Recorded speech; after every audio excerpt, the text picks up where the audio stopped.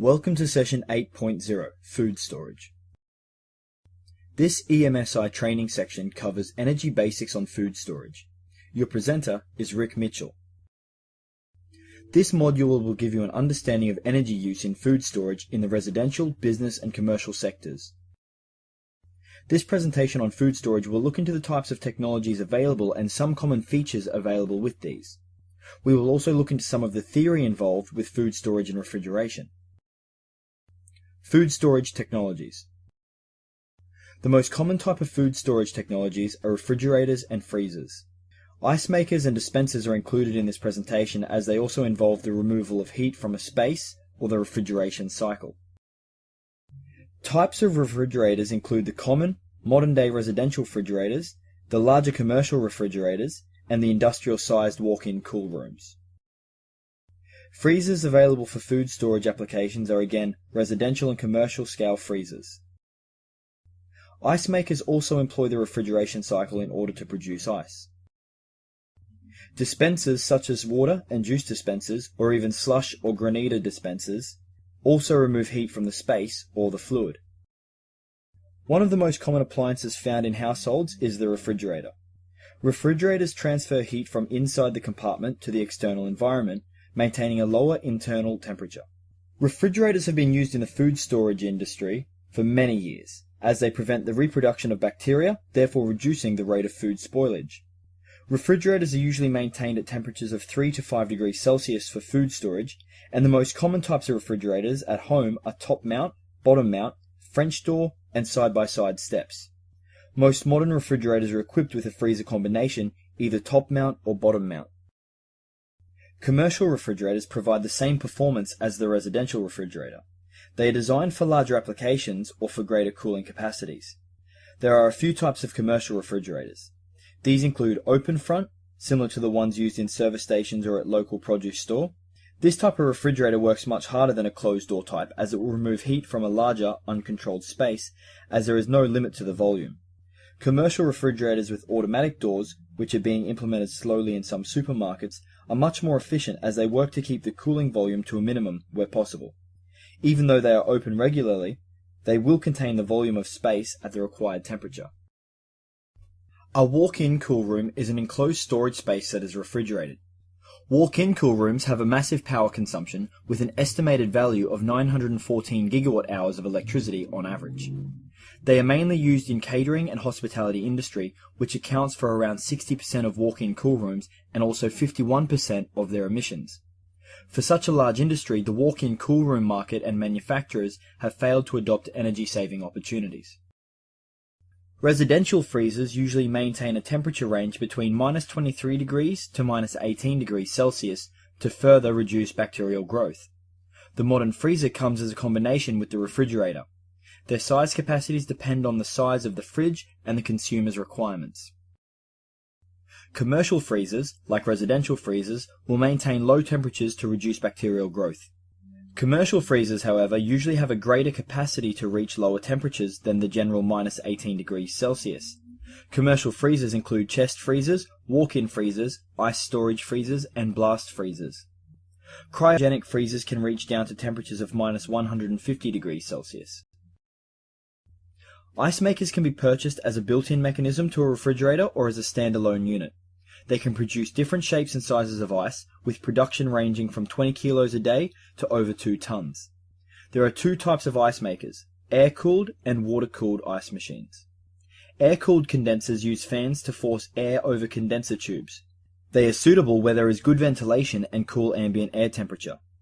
Water-cooled condensers use evaporative water to cool the condenser. These are more suitable in warmer and more confined conditions. Air-cooled models use more energy, whereas the water-cooled models are more efficient. Commercial ice makers improve the quality of ice by using moving water. There are an estimated 45,000 to 50,000 ice makers in commercial use in Australia today. Approximately 90% of ice makers are imported. Commercial ice makers consume approximately 250 gigawatt hours of electricity every year, with small and medium-sized ice makers responsible for almost 80% of this. This equates to an estimated 240 kilotons of CO2e of greenhouse gas emissions. Technical improvements in general refrigeration systems means that their energy consumption can be reduced by 15 to 20%. Dispensers are used to keep liquids cold and ready for consumption. There are a few types of dispensers, water or juice, as well as slush dispensers. Some refrigerators also have built-in water dispenser on the refrigerator door. Refrigeration features. Common refrigeration features available in domestic and commercial refrigerators include automatic defrost, cooling temperature control, and door seals and hinges. As previously mentioned, some refrigerators also come with built-in ice maker or ice and water dispensers. Automatic defrost is a process where a refrigerator or freezer regularly defrosts the evaporator. The mechanism heats the cooling element, the evaporator coil, for a short period, melting any frost that has formed around it and having it drain through a collecting duct at the back of the unit. The cycle is controlled by an electric or electronic timer. For every 6 to 12 hours of compressor operation, it runs a defrost heater element for about 15 minutes to half an hour.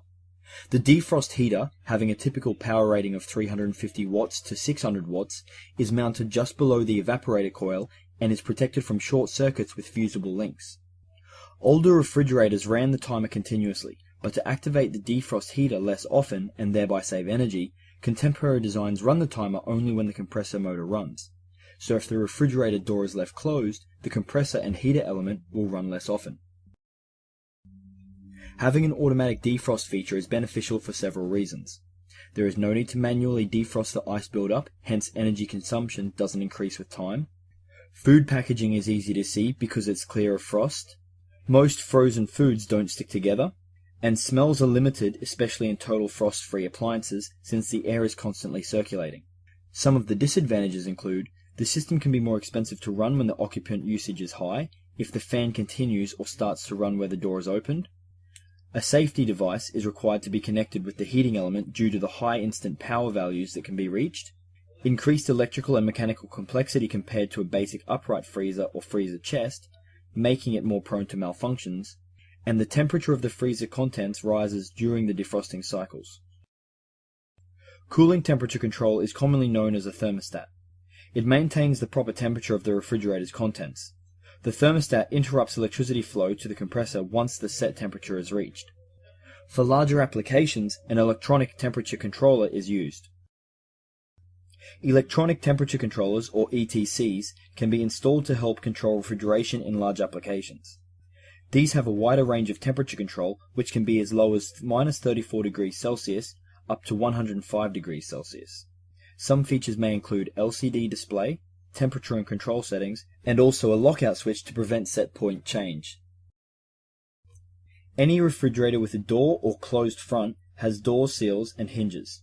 They are a rubber-like gasket attached to the door, usually lined with a magnet that runs along its length and width. This magnet helps to hold the door closed, creating a tight seal. The hinges allow the door to swing open, and some even assist the door in closing. Using a strong magnet and properly adjusting hinges can increase the refrigeration efficiency. Food storage theory. Refrigeration is the most common type of food preservation and storage method used today. Exactly what is the purpose of refrigeration? The fundamental reason for having a refrigerator is to keep food cold. Cold temperatures help food last longer. Additionally, the basic idea behind refrigeration is to decelerate the growth of bacteria in the food. For example, bacteria will spoil milk in 2 or 3 hours if the milk is left out at a room temperature. However, by reducing the temperature of the milk, it will stay fresh for a week or two. The cold temperature inside the refrigerator decreases the activity of the bacteria that much. By freezing the milk, you can stop the bacteria altogether, and the milk can last for months.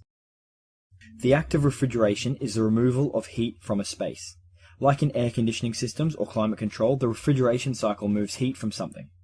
In the case of food storage, it is the removal of heat from the internal space of a refrigerator.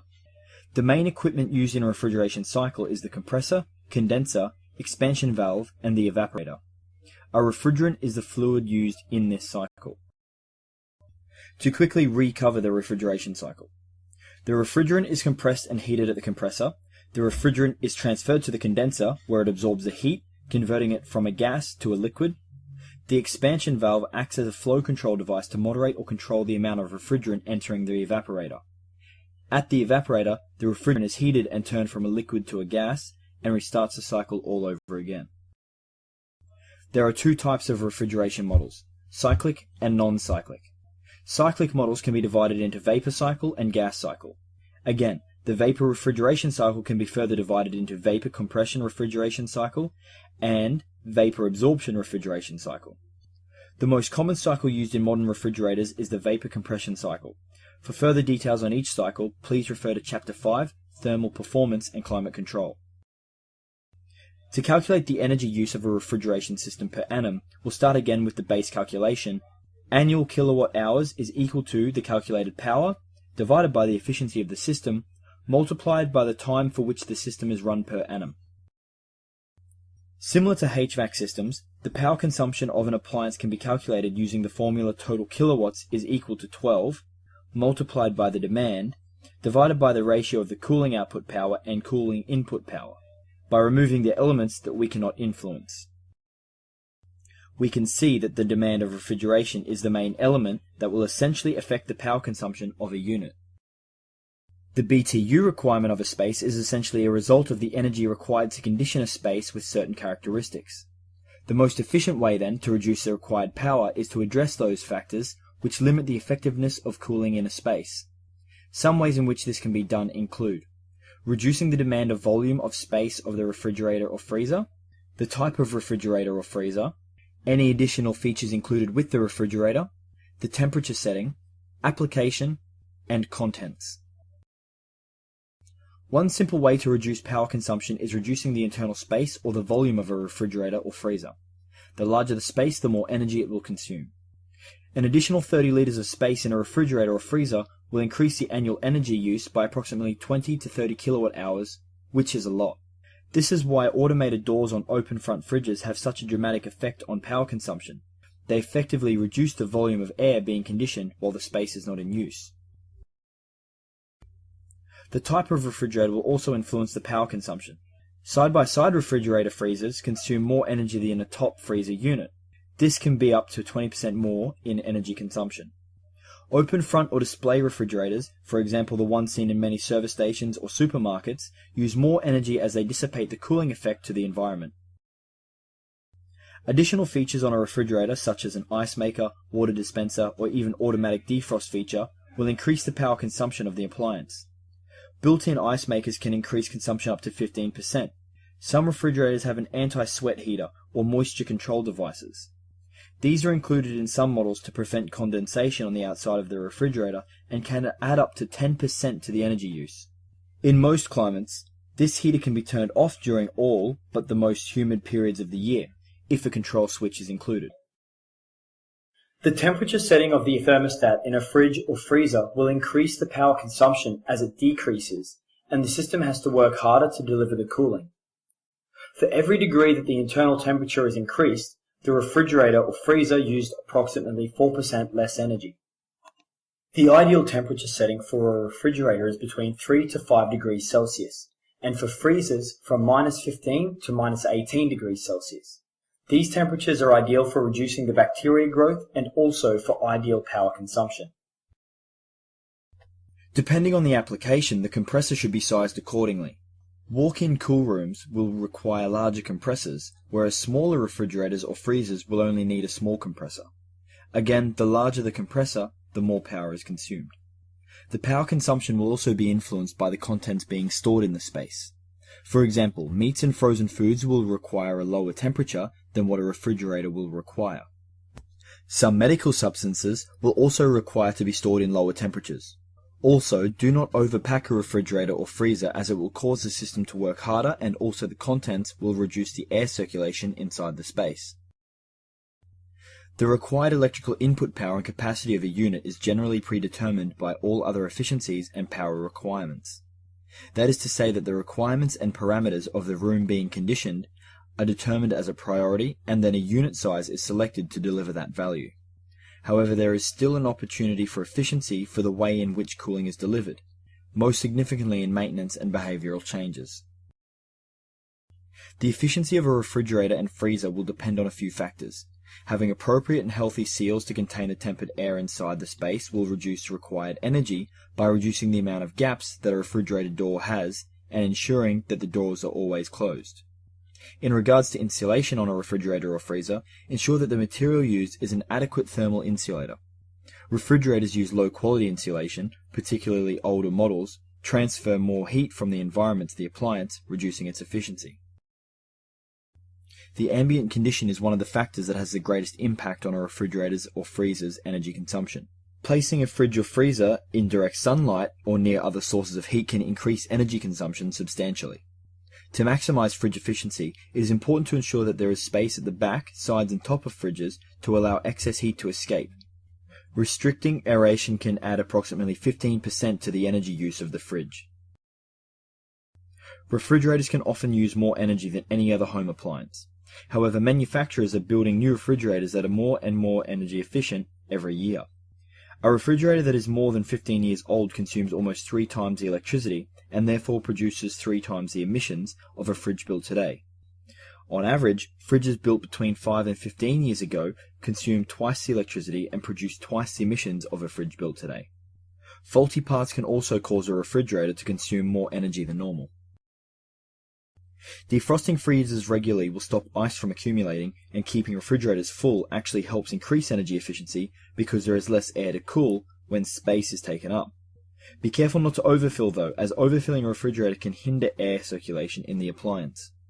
Wrapping foods when they are stored in the refrigerator will also help the efficiency. Not only will uncovered foods dry out and spoil, but the moisture that is released causes the refrigerator's compressor to work harder. Improving the energy efficiency of appliances and products in all sectors has significant economic and environmental benefits. Reducing greenhouse gas emissions and energy demands helps save consumers and businesses on running costs over the life of the products they choose to use. Energy star ratings provide consumers with a simple and fair way of comparing the energy efficiency of products that perform a similar task. The main policy tools used to achieve reductions in energy use from these products are mandatory minimum energy performance standards, MEPS, and energy rating labels, ERLs. These policies are implemented through a collaborative initiative called the Equipment Energy Efficiency Program, the E3, involving representatives drawn from all jurisdictions in Australia and New Zealand. During the assessment of the machine, an algorithm is applied to determine the Star Rating Index, or the SRI. All clothes washers, dryers, refrigerators, and freezers all use this same general form of the star rating algorithm as we've seen. For refrigerators and freezers, as of the 1st of April 2010, the star rating equations have changed to take into account the stringent minimum energy performance standards introduced in these products in the period of 2004 to 2007. The star ratings are from 1 to 6 in half-star steps, and from 7 to 10 whole stars for super-efficient products. The key parameter is the adjusted volume, which is the equivalent volume of fresh food space when adjusted for the temperature of operation, where colder compartments are assumed to be larger than measured. Each compartment in a refrigerator or freezer is set out as the table shows. For compartments warmer than a cellar, a formula is used to calculate the volume adjustment factor. The main change was that the base energy consumption, or the BEC, now uses a function of the adjusted volume. This is to better reflect the changes in surface area of the refrigerator with size rather than a linear function of volume which has been used previously, which favors larger products. The table here shows factors for general equipment. For star rating purposes, there are essentially 3 categories of products: single door, 2 or more door refrigerator freezers, and separate freezers. An energy reduction factor, or ERF, of 0.23 represents a 23% reduction in energy consumption per additional star. Please note that you will not be required to perform these energy rating calculations during your assessment. By reducing the time of use, we can significantly decrease the total kilowatt hours. Refrigerators or freezers are usually designed to work continuously as food is stored 24 hours a day, 7 days a week, throughout the whole year.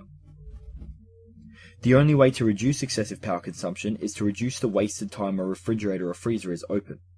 For example, during cooking, try getting all the ingredients out of the refrigerator at once instead of opening regularly, in order to conserve energy. Making sure that the doors are closed properly after opening and ensuring that they are not open for longer than needed will also help reduce the power consumption. An example scenario. Example 1. Calculate the energy consumption of a freezer that is in operation from Thursday to Sunday all day. It is in operation all year. The freezer produces 2,600 BTU per hour and has a EER of 7.5. We'll use the formula from earlier. Firstly, let's calculate the total amount of time of use. The total time will be 4 days multiplied by 24 hours of operation multiplied by 52 weeks in a year, giving us a total time of 4,992 hours. Now we can use the formula, where the kilowatt usage is equal to the quantity multiplied by 12, divided by the output and input ratio, multiplied by time of use. We'll fill in all the values, and substitute the total time of use into the equation, to find that the total consumption of the freezer is 1,730.6 kilowatt hours per annum. To continue with presentations, please select Energy Session 9.0 Food Preparation from the navigation bar. To complete the assessment for this presentation, please select Tutorial 8.0 Food Storage.